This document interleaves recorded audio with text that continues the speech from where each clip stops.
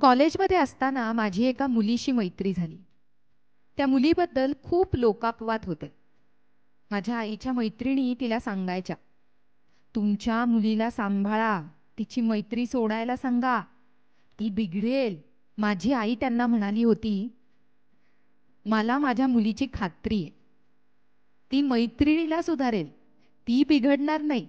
हे मला विश्वासानं सांगून आईनं माझ्यावर नकळत जबाबदारीच सोपवली होती.